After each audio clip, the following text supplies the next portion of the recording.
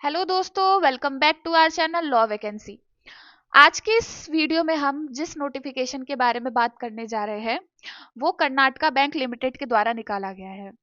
इस नोटिफिकेशन की सबसे अच्छी बात यह है कि ये एक फ्रेशर्स की जॉब है। एक्सपीरियंस बेस भी अप्लाई कर सकते हैं, लेकिन फ्रेशर्स की जॉब है, परमानेंट बेसिस की जॉब है।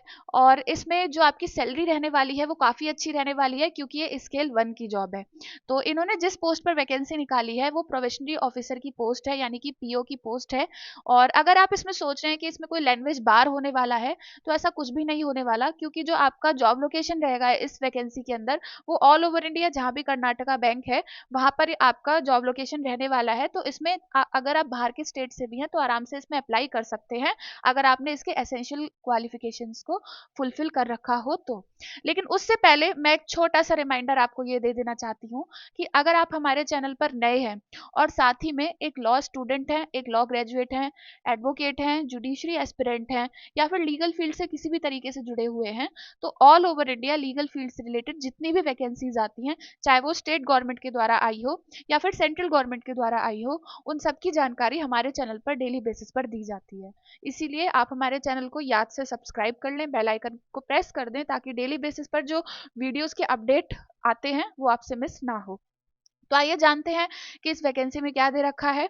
तो ये कर्नाटका बैंक लिमिटेड के द्वारा निकाला गया है, जो कि मंगलुरु, जो इनका कंकड़ नैडी जो जगह है मंगलुरु, वहाँ पे ये लोकेटेड है। इन्होंने ये वैकेंसी निकाली है और इन्होंने प्रोबेशनरी ऑफिसर स्केल 1 की जॉब पर वैकेंसीज निकाली है। परमानेंट जॉब है और सबसे अच्छी बात यह है कि एक फ्रेशर की जॉब है ये। तो अगर आप इसमें गो थ्रू करते हैं तो ये एक बहुत ही अच्छी अपॉर्चुनिटी रहने वाली है। आइए डिस्कस करते हैं कि इसमें आपका क्वालिफिकेशन क्या मांगा है इन्होंने। तो सबसे पहले जिन भी पर्सन ने पोस्ट ग्रेजुएट कर रखा है इन एनी डिसिप्लिन, अगर आपने एलएलएम कर रखी है या एमबीए कर रखी है, आगे कुछ भी कर रखा है, तो आप इसमें अप्लाई कर सकते हो। लेकिन हाँ, एलएलएम वाले भी इसमें अप्लाई कर सकते हैं। फिर इसमें इन्होंने कहा है कि आपने ग्रेजुएशन कर रखा हो, यानी कि लॉ कर रखा हो, लेकिन सिर्फ 5 ईयर लॉ कर रखा हो। आपका इसमें 3 ईयर लॉ नहीं मांगा गया है। Graduate in law 5 years integrated course. और अगर आपने 5 ईयर लॉ नहीं कर रखा, 3 ईयर लॉ कर रखा है, तो आप इसमें अप्लाई नहीं कर सकते हो। लेकिन अगर आपने 5 ईयर लॉ कर रखा है और अगर एलएलएम कर रखी है, मतलब 3 ईयर लॉ हो लेकिन एलएलएम हो, तो भी अप्लाई कर सकते हो। और अगर 5 ईयर लॉ है तो भी अप्लाई कर सकते हो। और अगर आपने अपनी जो डिग्री है वो किसी भी university, institution, board recognised by government, UGC, यानी कि यूजीसी के अंडर में जो भी कॉलेजेस आते हैं, स्टेट गवर्नमेंट के अंडर जो भी कॉलेजेस आते हैं, अगर आपने वहां से अपनी ग्रेजुएशन कर रखी है तो आप इस जॉब में अप्लाई कर सकते हैं। फिर इसमें इन्होंने एज क्राइटेरिया की बात करी है। तो जो भी पर्सन 28 ईयर्स का है एज पर 1 नवंबर 2024, यानी कि जिसका जन्म 2 नवंबर 1996 यानी कि 2 नवंबर 1996 को या फिर उसके बाद हुआ हो, वही पर्सन इसमें अप्लाई कर सकते हैं। और जिसकी एज एज पर 1 नवंबर 2024 28 ईयर से ज्यादा हो चुकी है, वो इसमें अप्लाई नहीं कर सकते। जिनकी 28 ईयर्स है या उससे कम है वही अप्लाई कर सकते हैं। फिर मैक्सिमम एज लिमिट की जिन्हें रिलैक्सेशन मिला है एससी एसटी वालों को, वो 5 साल का मिला है। तो आप 33 ईयर्स तक अपना अप्लाई कर सकते हो। तो इसमें आपका जो एज रिलैक्सेशन है वो 5 ईयर का होने वाला है। फिर नेशनैलिटी, इसमें इन्होंने इंडियन, यानी कि आप जो पर्सन होने चाहिए वो इंडियन नेशनल होने चाहिए।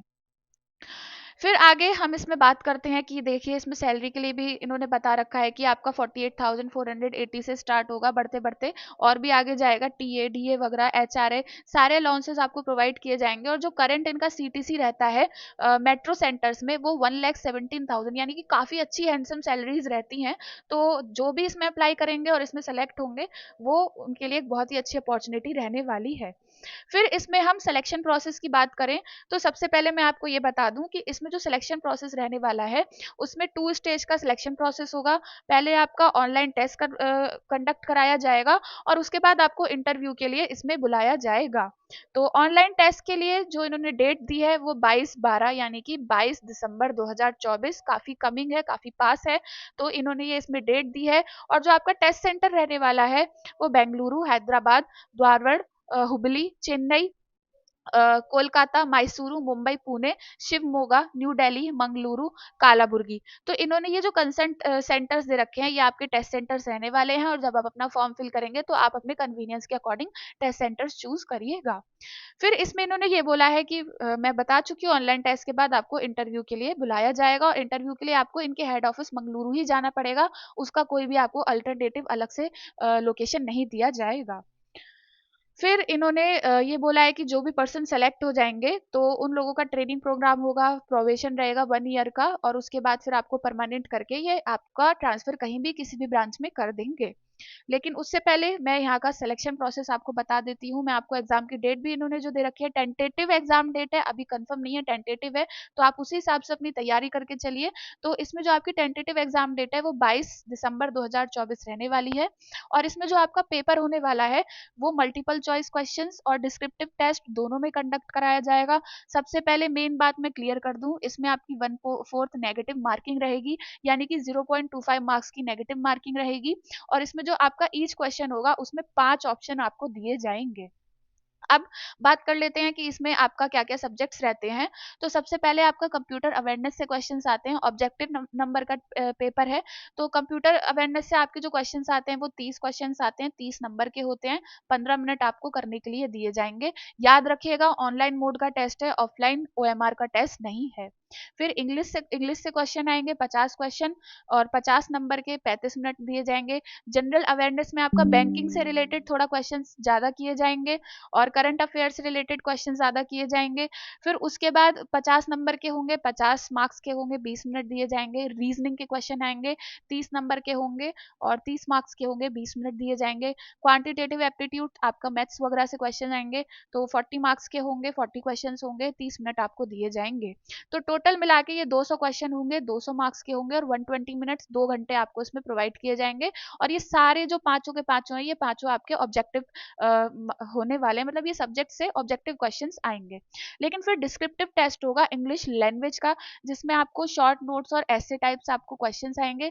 2 ही क्वेश्चन आपको दिए जाएंगे लिखने के लिए, और जो नंबर ऑफ क्वेश्चंस बैठेंगे टोटल 202 हो जाएंगे। लेकिन ये जो 2 क्वेश्चन होंगे ये 25 नंबर के होंगे, तो 225 मार्क्स का आपका टोटल रहने वाला है, जिसमें 25 नंबर का इंग्लिश का पेपर आपका डिस्क्रिप्टिव होगा, बाकी आपका 200 नंबर का ऑब्जेक्टिव होने वाला है।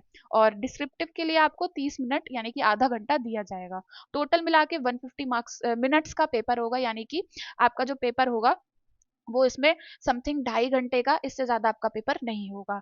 मैं पहले ही बता चुकी हूँ, 0.25 मार्क्स की नेगेटिव मार्किंग होगी। इन ऑब्जेक्टिव पेपर 5 आपको ऑप्शन दिए जाएंगे, तो इसमें ध्यान से जो भी आपको दिया जाएगा कि पांचों ऑप्शन में अगर लास्ट वाला, अगर आपको कोई क्वेश्चन नहीं आ रहा और लास्ट वाले में आपको लिखा है कि आप नहीं अटेम्प्ट कर रहे हो, तो उसे भी फिल करके आइएगा, नहीं तो वहां आपके नंबर इसमें कट जाते हैं।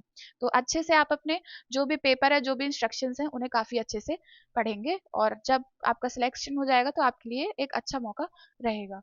अब हम बात कर लेते हैं कि इसमें एप्लीकेशन कैसे फिल कर सकते हैं, इसका पार्ट आपको कैसे बनना है। तो जो आपका रजिस्ट्रेशन होगा वो ऑनलाइन थ्रू ही रहने वाला है, ऑफलाइन बेसिस पर कोई रजिस्ट्रेशन नहीं है। तो आपको www.karnatakbank.com इस पे जाके, इनके करियर पेज पे जाके अप्लाई ऑनलाइन करके रजिस्ट्रेशन करना है। रजिस्ट्रेशन के बाद आपका एप्लीकेशन नंबर जनरेट होगा, उसके बाद आपको अपने एप्लीकेशन फॉर्म को फिल करना है, डॉक्यूमेंट्स अपलोड करने हैं, डिटेल्स अच्छे से चेक करनी है, फाइनल सबमिट करना है।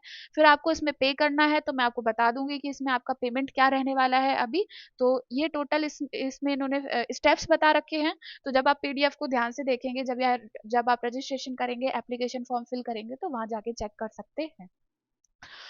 फिर आगे इन्होंने और भी सर्टेन सेंटर क्लॉजेस और भी इंफॉर्मेशन दे रखी है, और गाइडलाइंस दे रखे हैं अलग अलग पर्सन्स को लेकर।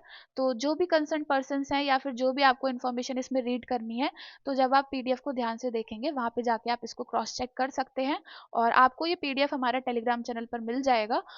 इससे पहले मैं आपको ये बता दूं कि इस एप्लीकेशन में अप्लाई करने की जो लास्ट डेट रहने वाली है वो 10/12 यानी कि 10 दिसंबर 2024 रहने वाली है। 5 दिन है अभी आराम से। 22 तारीख को इनका पेपर होगा ऑनलाइन मोड का। और इसकी जो एप्लीकेशन फी रहने वाली है वो जनरल, अनरिजर्व, OBC और अदर्स के लिए 800 रहने वाली है, प्लस एप्लीकेबल टैक्सेस वो आपको उस वक्त ही भरते वक्त पता चलेगा। और SC ST वालों के लिए 700 application form plus applicable taxes वगैरह रहने वाली है। तो टोटल मिला के इसमें आपकी एप्लीकेशन फी रहेगी। और इसमें जो भी पर्सन अप्लाई करेंगे, SC ST वालों को एज के लिए रिलैक्सेशन भी दे रखा है, फ्रेशर्स की जॉब है। और अगर आप इस PDF को डिटेल में पढ़ना चाहते हैं या फिर इससे रिलेटेड कोई भी क्वेरी है तो आप हमारे टेलीग्राम चैनल पर जाकर पूछ सकते हैं, वहाँ पे अपनी क्वेरी रेज कर सकते हैं और वहाँ पे इस PDF को पढ़ सकते हैं। और साथ ही में इस PDF में जो लिंक है वहाँ से आप क्लिक करके एप्लीकेशन फॉर्म भी फिल कर सकते हैं। और इसी तरह की all over India legal field से रिलेटेड जितनी भी अपडेट्स होती हैं उन सबको डेली बेसिस पर जानने के लिए आप हमारे चैनल को सब्सक्राइब कर लें, बेल आइकन को प्रेस कर दें ताकि डेली बेसिस पर आने वाली वीडियोस का नोटिफिकेशन आपसे मिस ना हो। मिलते हैं नेक्स्ट वीडियो में नेक्स्ट नोटिफिकेशन के साथ। Thank you for watching.